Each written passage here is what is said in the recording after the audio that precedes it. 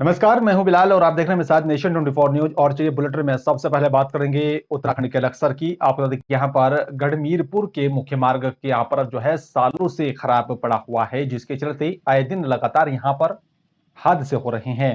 आपको बता दें कि जिसकी ना तो यहाँ पर कोई अधिकारी सुन रहा है और ना ही कोई जनप्रतिनिधि सुध लेने को तैयार है। जैसे तैसे सालों बाद बताया जा रहा है कि यहाँ पर गढ़मीरपुर के मुख्य मार्ग की यहाँ पर लेपापोती का कार्य किया गया था, जो कुछ ही महीनों में यहाँ पर सिमट कर फिर से गड्ढों में तब्दील हो गया है। अब गढ़मीरपुर के यहाँ पर अंदर बाहर मुख्य मार्गों के यहाँ पर हालात जस के तस बने हैं। लावारिस की तरह यहाँ पर जो है पंचपुरी के लोग इन टूटी फूटी बेहाल सड़कों पर चलने के लिए मजबूर हैं।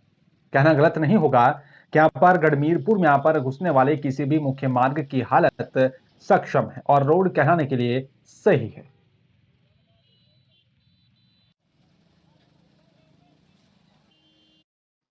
और लक्सर के बसेड़ी गांव में यहां पर एक परिवार के बच्चों में अजीब बीमारी फैलने की खबर को नेशन 24 न्यूज ने बड़ी प्रमुखता से दिखाया था, जिसके बाद खबर का बड़ा असर हुआ है। आपको बता दें कि जिस पर खबर चलने के बाद स्वास्थ्य विभाग हरकत में आया और गांव पहुंचकर यहां पर परिवार के बच्चों में यहां पर फैल रही बीमारी की यहां पर जांच की। आपको बता दें कि लक्सर के यहां पर बसेड़ी गांव में मुरसलीन के यहां पर बच्चों में अजीब बीमारी फैल रही है। इसमें 10 साल की उम्र होने पर यहां पर बच्चों के हाथ और पैर निष्क्रिय हो जाते हैं। बीमारी से परिवार में यहां पर एक युवक की मौत हो चुकी है, जबकि उसकी दो छोटी बहनें इसी बीमारी से पीड़ित थी। स्वास्थ्य विभाग ने यहां पर गांव पहुंचकर मुरसलीन के परिवार से जानकारी जुटाई और जांच के लिए सीएचसी के यहां पर बाल रोग विशेषज्ञ के यहां पर नेतृत्व में टीम बनाई गई है। टीम बच्चों की जांच कर जरूरी दवाइयां दे रही है।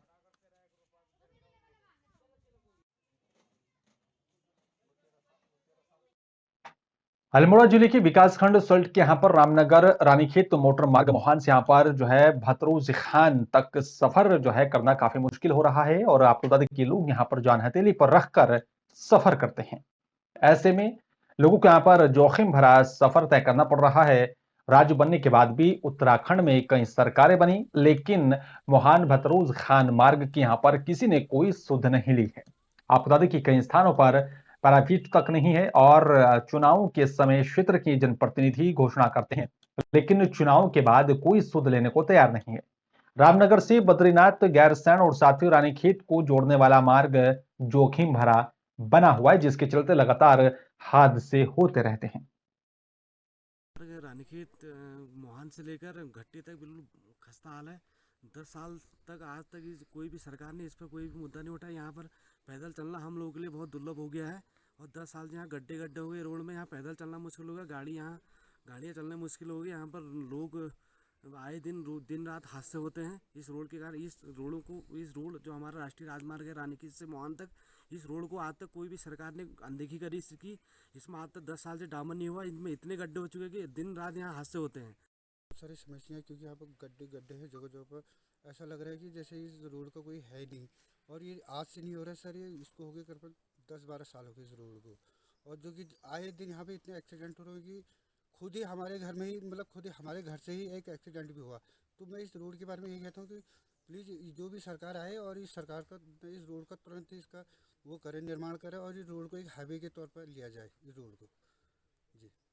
समय पर उपलब्ध धनराशि के अनुसार हम लोग पैच बनवाते रहते हैं। अभी पीछे भी बनवाए थे, भी मौसम ठीक होने के बाद अभी फिर और पैच बनवाए भी जाएंगे इसमें।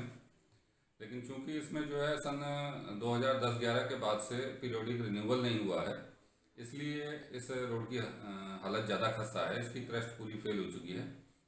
लेकिन अभी पिछले वित्तीय वर्ष में हमें ऐसे कुछ धनराशि मिली थी, जिसमें से लगभग हमने 10-12 किलोमीटर ठीक कराए थे सोनी के पास और 2 किलोमीटर यहाँ भतरौज खान में। और इस वित्तीय वर्ष में हमें जो है 10 किलोमीटर रिन्यूअल के लिए भी पैसा मिला है, जिसका काम जो है मोस्ट प्रोबेबली मार्च के फर्स्ट वीक से शुरू हो जाएगा।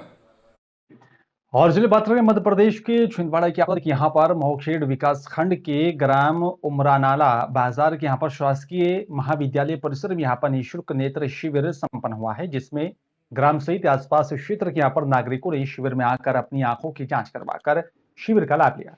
आपको बता दें कि यहाँ पर चयनित 40 मरीजों का ऑपरेशन के चयन हुआ है। और आपको बता दें क्षेत्रीय कांग्रेस कमेटी के यहाँ पर अध्यक्ष विजय गामले की तरफ से विभिन्न क्षेत्रों में यहाँ पर बताया जा रहा है कि यहाँ पर जो है शंकराचार्य नेत्रालय के तत्वाधान में निःशुल्क शिविर का आयोजन किया गया था।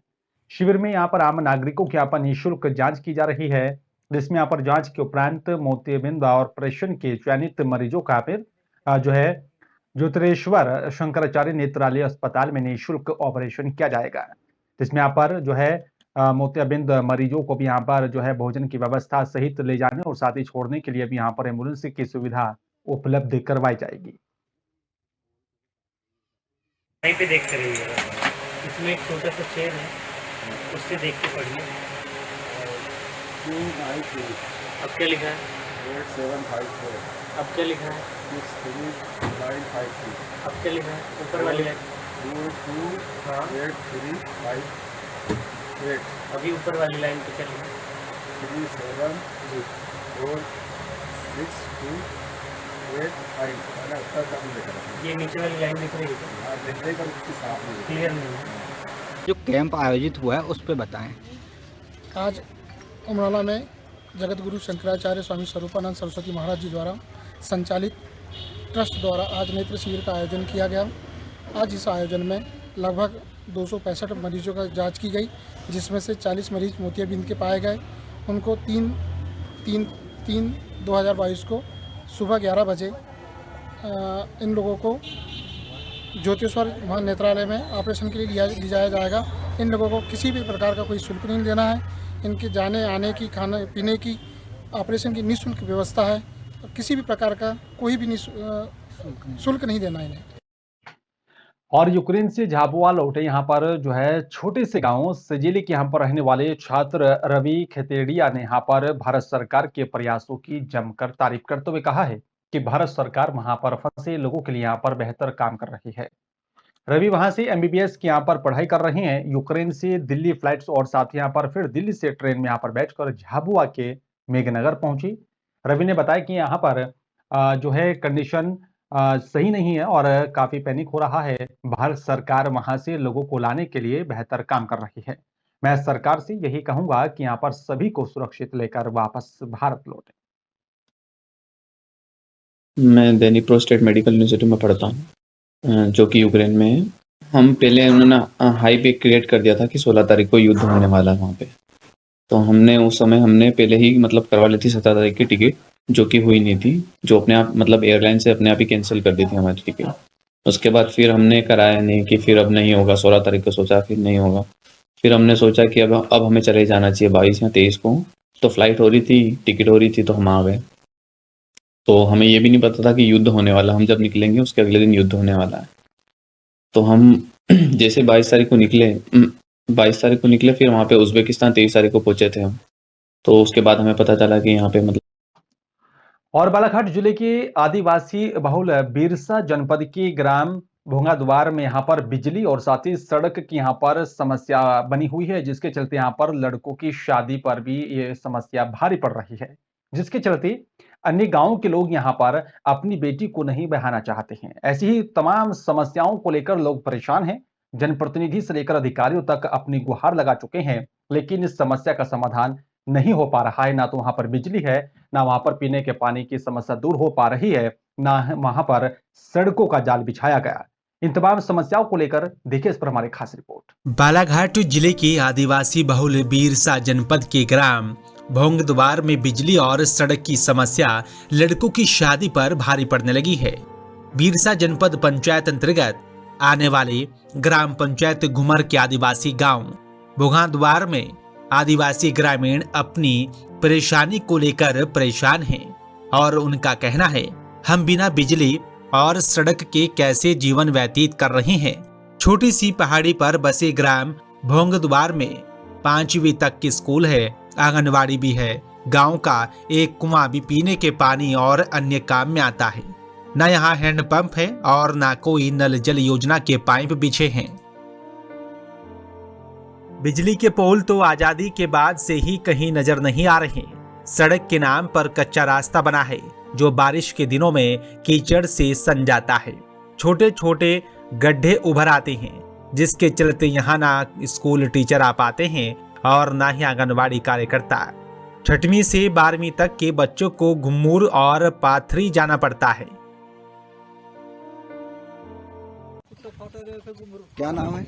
सर मेरा श्रीमती मुन्नी बाई धुर्वे। अच्छा, कहाँ रहते हैं? मैं ग्राम तोरगा रहती हूँ मगर मायके है यहाँ। अच्छा, क्या समस्या है यहाँ पर? सर वो ये रोड का समस्या और लाइट का बच्चे लोगों का आने जाने में दिक्कत होता है।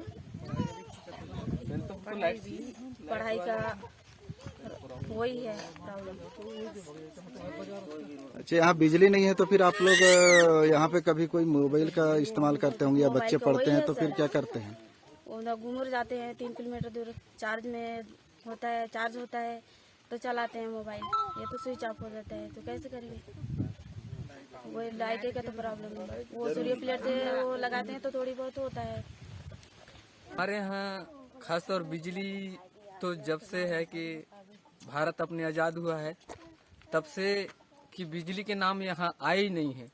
हम इसलिए कि हमारे बिजली की सुविधा है, हम इसलिए मांग करना चाहते हैं कि हमारे यहाँ घर में प्रॉब्लम होती है और स्कूलों के बच्चे हैं उनको प्रॉब्लम होता है, पढ़ाई लिखाई में कोई ये नहीं होता, इसलिए हमको बिजली भी ज़रूरी है। और हमारे लिए खास तौर तो रोड भी ज़रूरी है क्योंकि हमारे यहाँ कभी बारिश हो गई तो डॉक्टर भी नहीं आ पाता, यहाँ न टीचर लोग हैं वो भी नहीं आ पाते, तो हमारे बच्चे का भी भविष्य खराब होता है।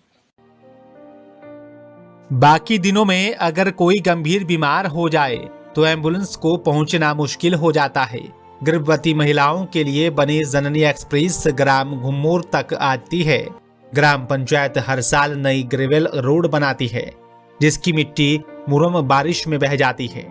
बिजली और सड़क कर अभाव को लेकर ग्रामीणों ने जो सबसे बड़ी परेशानी बताई वो ये है कि ग्राम भोंगाद्वार के लड़कों की शादी नहीं हो पा रही है। यहाँ की लड़कियां तो अन्य गांव में ब्याह दी जाती हैं, लेकिन सड़क और खासकर बिजली की समस्या से कोई अपनी बेटी यहाँ शादी करने को तैयार नहीं होता। नक्सल प्रभावित क्षेत्र होने के कारण सरकार ने योजना के तहत सोलर पैनल लगाए हैं जिसे लगवाना हर किसी के बस की बात नहीं। ज्यादातर सोलर पैनल खराब पड़े हैं। ग्रामीणों का कहना है कि उन्होंने बैहर विधायक संजय उइके को अपनी समस्या बताई थी, वहां से भी सिर्फ आश्वासन ही मिला है। आखिरकार गांव के लोगों ने कलेक्ट्रेट पहुंचकर अपनी मांगों का ज्ञापन सौंपा, जिस पर एडीएम शिव गोविंद मरकाम ने कहा है कि चूंकि ये नक्सल प्रभावित क्षेत्र है, सरकार की मंशा है कि ऐसे इलाकों में रोड कनेक्टिविटी बनाई जाए। रहा सवाल बिजली का, तो अगर पास के गांव में बिजली होगी तो यहां तक पहुंचा दी जाएगी। अब देखना और समझना होगा कि आखिरकार परेशान लोगों की समस्या का समाधान कब और कैसे होगा। अब देखना यह भी होगा कि जो परेशान यहाँ पर युवक घूम रहे हैं उनकी शादी को लेकर क्या कुछ और कदम उठाए जाएंगे। अब देखना होगा कि बिजली और तमाम परेशानियों को दूर करने के बाद कौन बाप यहाँ पर अपनी बेटी का रिश्ता लेकर पहुंचेगा, ये बड़ा अहम सवाल है। ऐसे आपके कथन अनुसार तो पता चला है कि इस गांव में बिजली और सड़क नहीं है।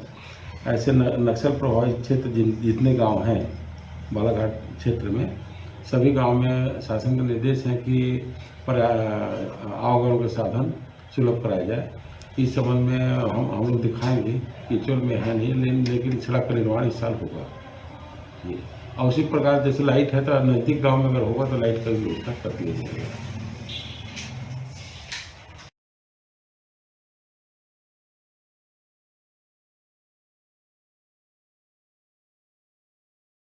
बन के यहाँ पर पदस्थ